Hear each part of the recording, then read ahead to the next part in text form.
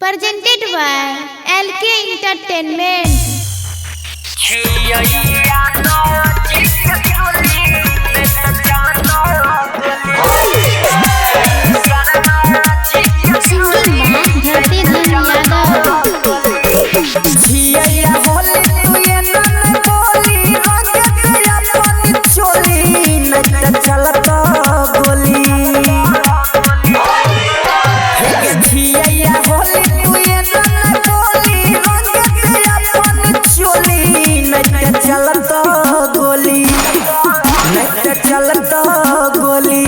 छिया तो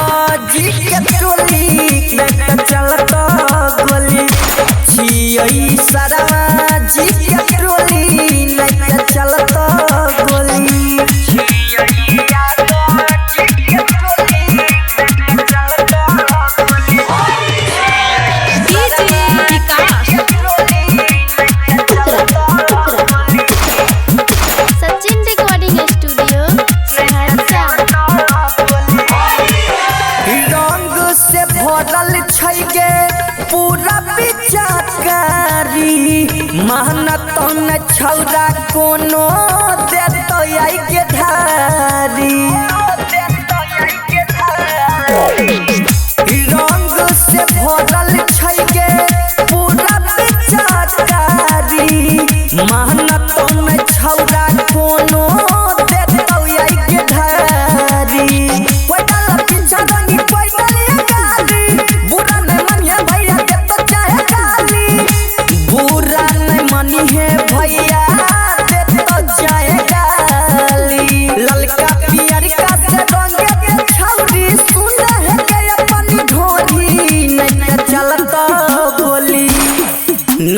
चलत गोली छिया चौधरी जी के टोली नहीं चलत गोली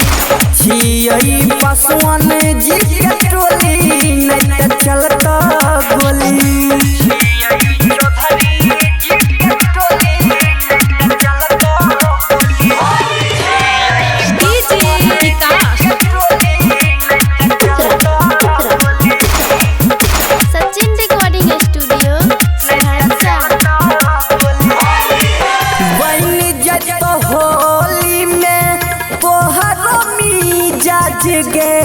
गाल पर करबौ जब